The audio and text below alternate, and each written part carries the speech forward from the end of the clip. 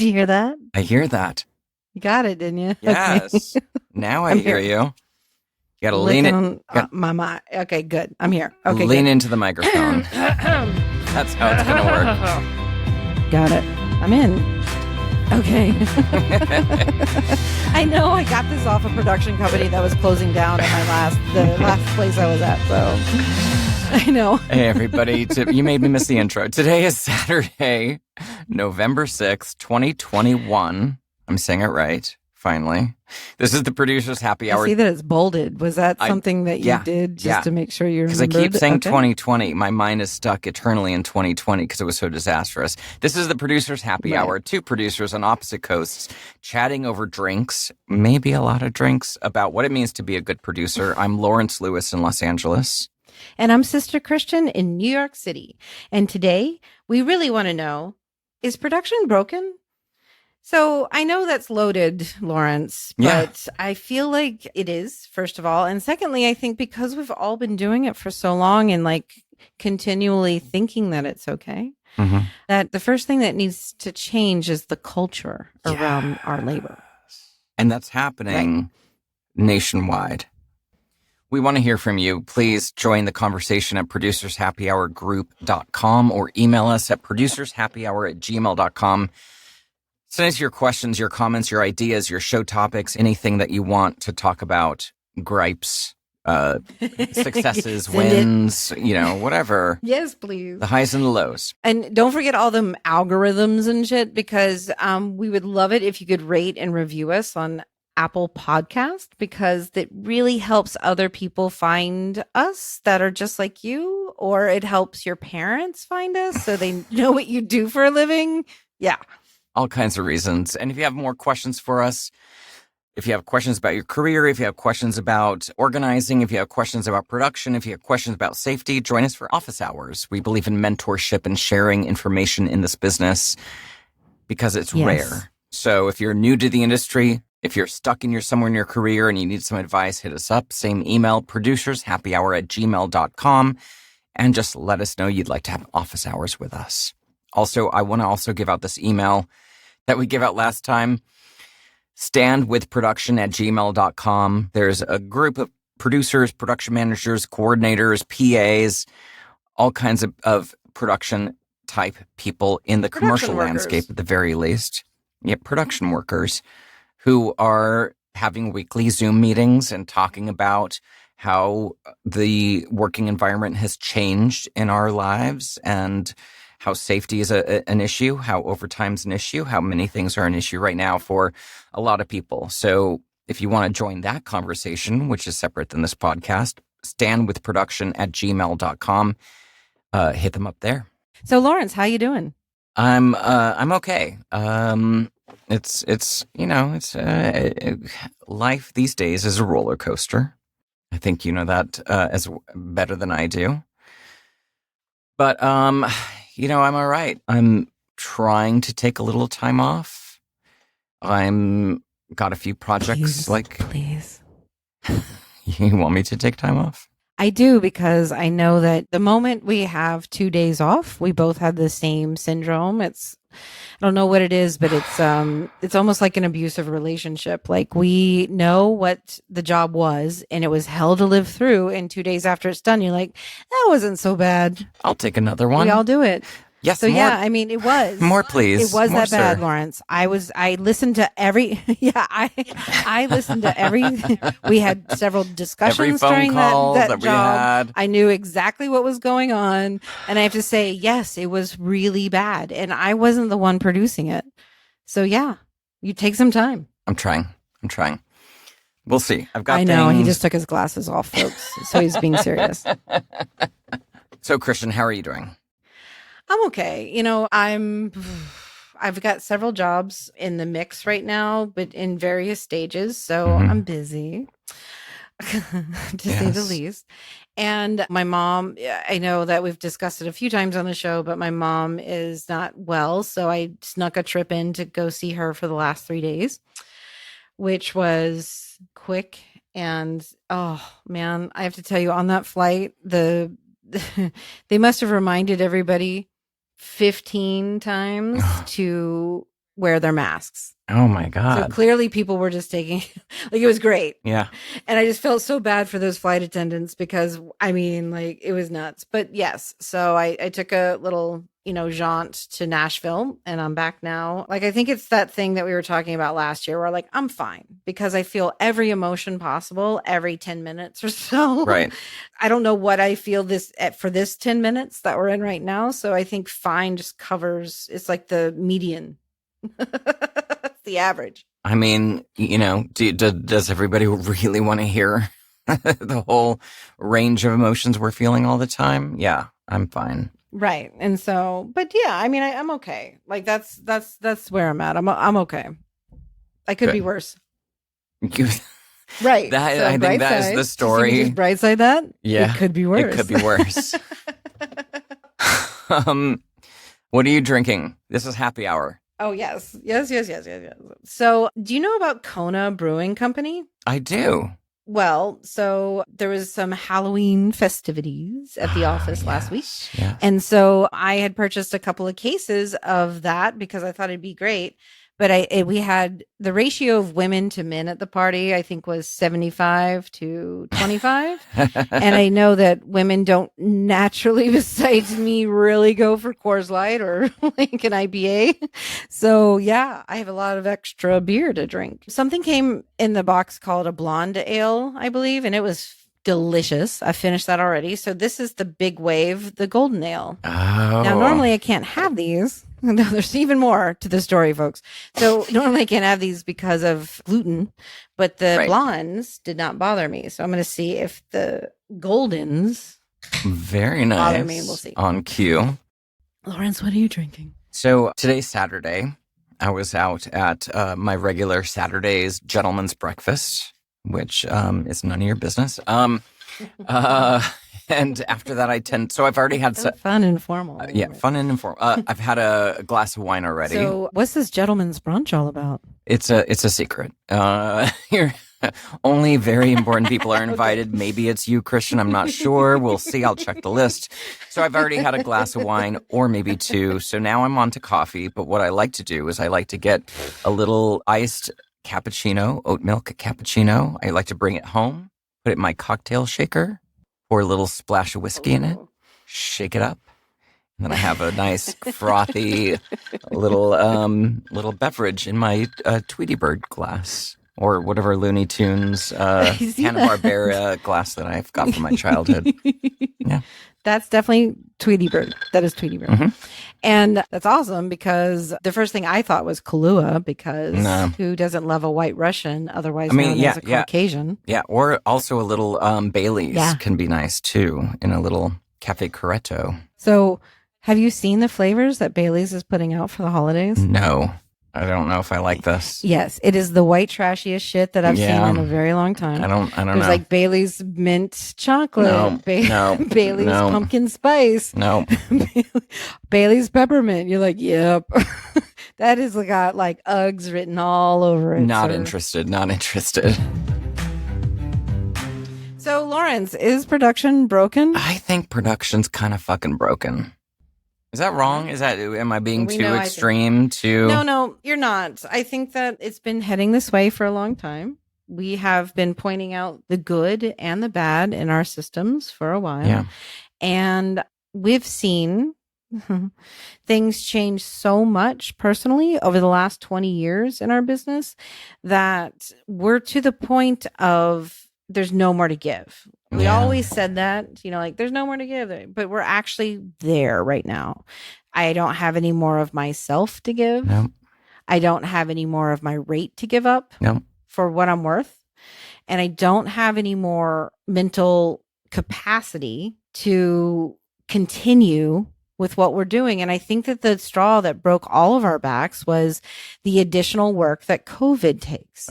We predicted this last summer, and here we are. And for somehow, everyone in the whole world has found a ton of money to spend on advertising. Yes. So their jobs are galore. There's a shortage of employees in every industry. So yeah, it's broken, and we're able to call it out because the nirvana that we thought we were coming back to did not happen. And now people are pissed. People are pissed. There's a lot of things I want to talk about on this episode. There's my rant. There's your rant. That was a good rant. Very eloquent. There's a GoFundMe that exists. Thank you. For this organization called Stand With Production that we've mentioned several times. I'll put the link in the show notes. GoFundMe.com /F for some reason /stand-with-production. This is a group of people like us, producers, production managers, coordinators that are trying to raise some money for some legal representation to kind of figure out what can we do to change the tide. It's a tricky question because it's not like, I don't want to say it's unlike the IATSE fight, but it is unlike the IATSE fight in that there's a cultural shift that needs to happen, right? Between the advertising agencies and the executive producers of the production companies and the line producers that actually execute the production. It's unlike what happens in film production. It's unlike what happens in television production. It's a very unique situation, and the production team in the commercial landscape are kind of the only people left that are not in a union, right? Their production coordinators on features and TVs are in a union, and the PAs are not also in a union, and they're the most abused in this situation. Yes. And because somebody decided at some point, and that somebody, just so everyone knows, was the AICP, along with all the commercial producers, decided at some point that we did not need to, and that we were exempt from any kind of rules. Yep. Because of the interpretation of the law, and nobody's been able to challenge it because we're not organized. So it has been, I could go on and on and on about how we got here because I know, but which is great because we know how. We have the history. So we can prevent it from moving forward. Yeah. We've got the receipts. We know what's happened, and we know what's happening now, and we know what's going forward. So Stand With Production, look it up. There'll be a website soon, I'm sure. And then there's bigger stories about why production's broken. But before we get into that, I wanted to put a positive story. I mean, it's not even exactly positive, but I wanted to do a little bit of a shout out. Do you remember how we used to do shout outs, Christian? It was crew shout outs at the time. Yeah, it was for if we felt that we had somebody who went extra, who was extra on the last job. So I want to do a shout out to Danielle Hind, who is the founder of a company called Doomsday Entertainment. I don't know if you're familiar with them, but they do commercials and content. They really got their start on music videos, but like really, really good music videos. They did the Childish Gambino music video, and that won all kinds of awards. They have really, they have. I mean, that one is amazing. I just rewatched it like a month ago. Like it is still something that sticks in my mind all the time. That's Danielle's company that did that music video, and I remember being at a party in our friend circle. I'm not trying to say we're close friends. I know her. I know her husband Brian, who works at Sony Records, and we're in the friend circle together. And we were at a party together, and she was telling me that she was taking a break from work. This was years ago, and because she's dealing with an illness, an unidentified illness, and she was very sick, didn't know what it was. And so since then, she's been diagnosed, and she knows what she has, and it's basically dysautonomia. And so dysautonomia is a syndrome, basically saying your autonomia system is not working, and that leads to a bunch of other symptoms. And then there's also this other thing called POTS, which is postural orthostatic tachycardia syndrome, which is related. That sounds serious. Yeah, it is. It's like your whole body reacts to changes in your posture. Like from going from lying to standing, your heart rate goes up. You get brain fog. You get sweaty. You get dry mouth. You have all these symptoms, and it's very debilitating, especially for somebody who's a working person in the world, or a mother in the world, or a parent in the world. And you've got life to live, and you got things to do. So she very recently produced and released a documentary called The Long Haul. It's on YouTube. Look it up, The Long Haul. And it's called that because this is tied to long haul COVID-19.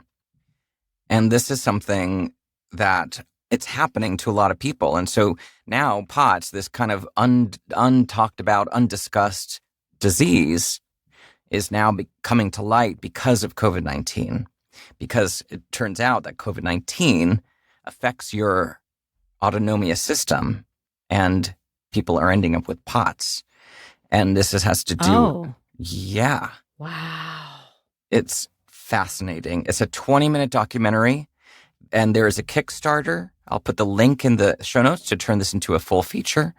But if you go, I'll put the link in the show notes to the documentary as well. The short documentary is 20 minutes. It's called The Long Haul. It's on YouTube. Danielle Hind from Doomsday Entertainment. Doomsdayent.com is her website.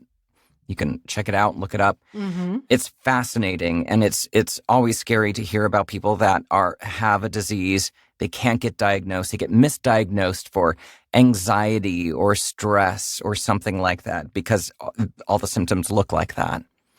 And she now knows her diagnosis, and she's now under treatment, so she's on the path to better living. Like recovery? Yes. And please check out the Kickstarter to turn this into a feature film because more people need to know about this. Oh, yeah. I mean, it is a fear of mine. Like, I'm thankfully that I haven't had COVID. I haven't been sick since this whole thing came out. So I don't think that I have anyway. And you know how often we get tested, and it's a fear of mine, like the brain fog. I mean, I can't remember this morning as it is. Oh my God. Like fatigue and brain fog. I mean, like I had a little of that for just the vaccinations. Like, oh yeah. Scares the shit out of me. Yeah.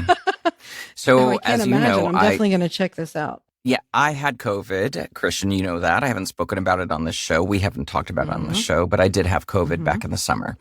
And I still have heart palpitations, shortness of breath, and chest pain on occasion. Oh. On occasion. Yeah. And, I don't know if I have POTS. I don't know if I have. Intense, though. It is. I was on a job in Vancouver, and I walked myself over to the ER.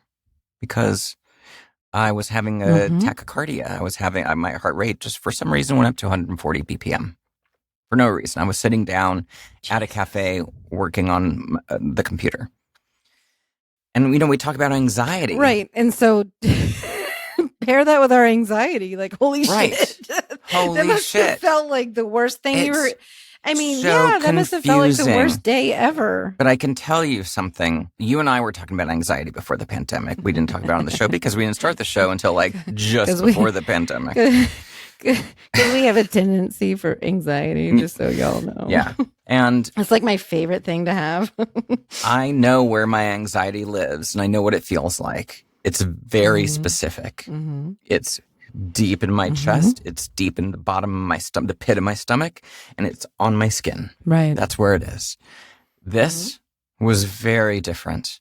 This was a very different sensation that I was unfamiliar with the night before a shoot. The night before, exactly. 4-day something shoot. Major was happening. Yeah, exactly. I was like, I didn't tell anybody. I'm just going to walk myself in. And they said, everything's fine. These are the symptoms that some people experience for a while with COVID, and they're frightening and terrible, but you're okay. And so... Well, that's some Canadian healthcare system for you. It was. I got the bill. You had to experience something awesome. Right. I know. I was in and out in 2 hours. It was amazing. It was amazing. It was amazing. They didn't take a penny up front. I think that... See... That's why people hope to get their toothaches in Spain, because they can just get it done for free, Exactly. Yeah. That's a whole other show. Anyway. That is a whole other show.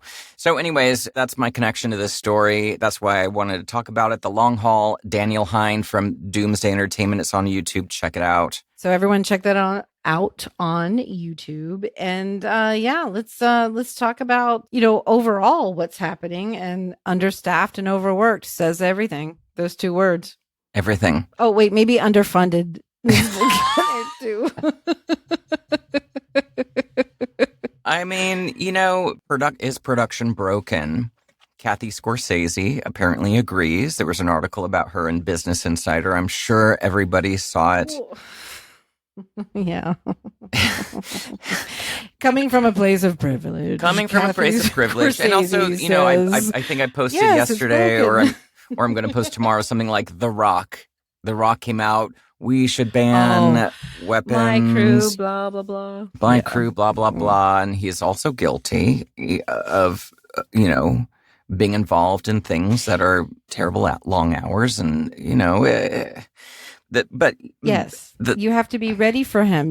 The crew has to start hours before he gets there. Then he has a 10, 12-hour day. Like he's notorious for that. Yes. So when he goes on and thanks all his crew, it's like, wait a second, like, don't you understand how this works? No, they don't.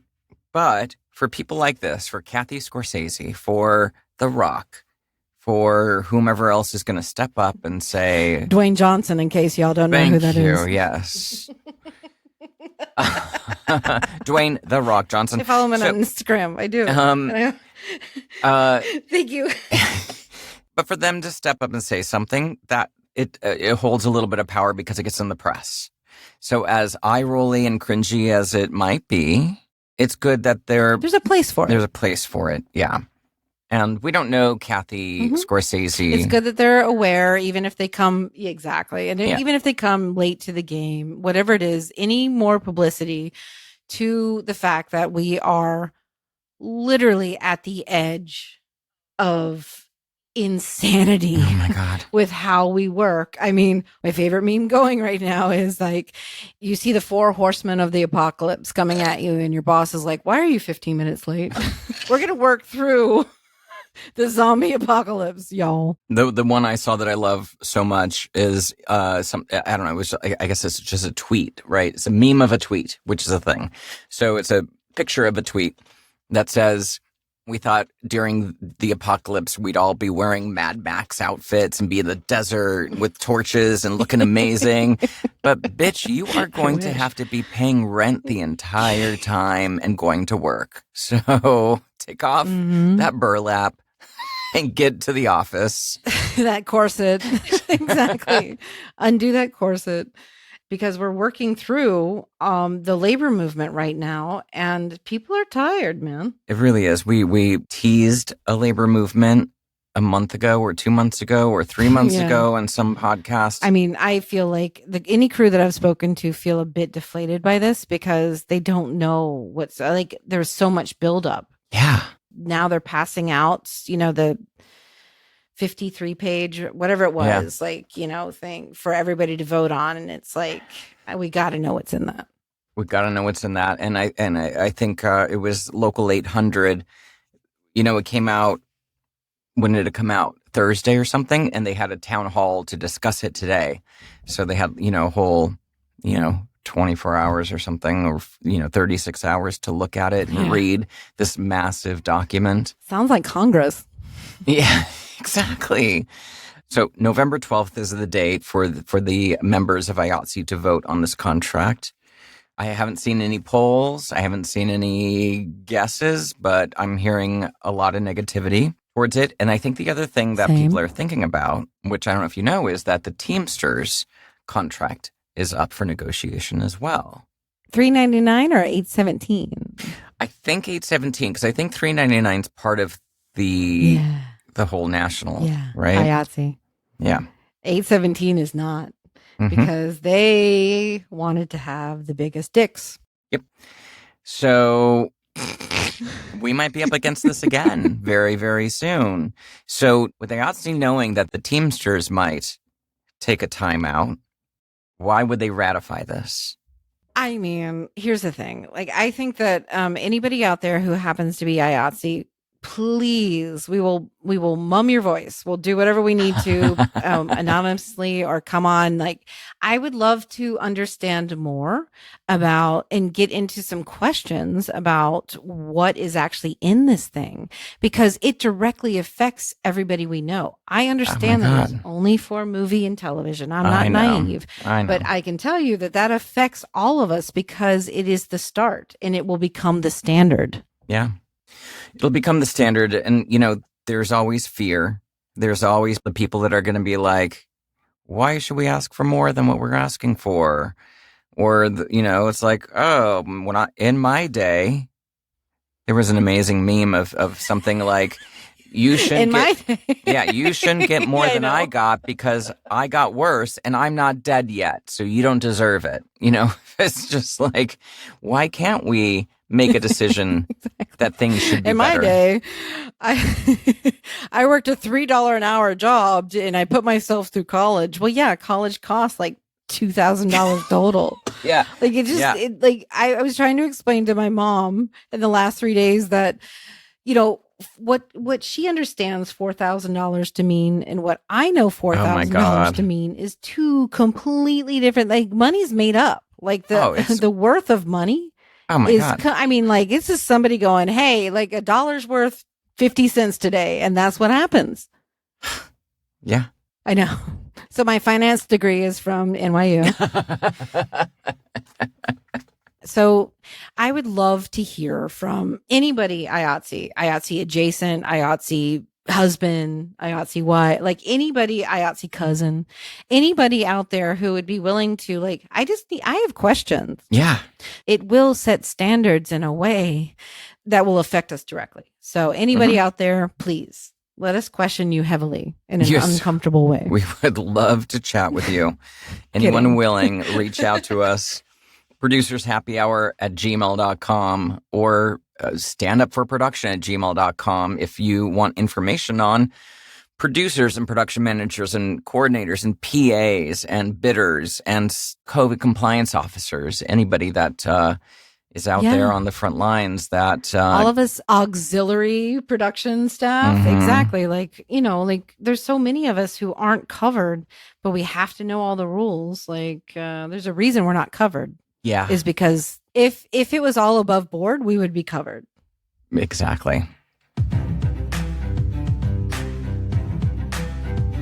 Well, Lawrence, Producers Happy Hour was created with the help of Christopher Daniels, who is a branding and design specialist, and he created our logo and branding. And Kyle Puccia, who is a music composer for commercials, film, and TV. He created the show music you're listening to right now. This episode was edited by Eric Beals. Thank you, Eric. Thanks for listening. We are back next week. We're definitely back next week. We're definitely back. Send us your voice recordings or your emails to producershappyhour@gmail.com. Lawrence, if people want you, how do they get you? 2 ways, lawrencetlouis.com, or for voiceover work, voiceoflawrence.com. How about you? sisterchristianproduces.com. Yes, she does. Bye.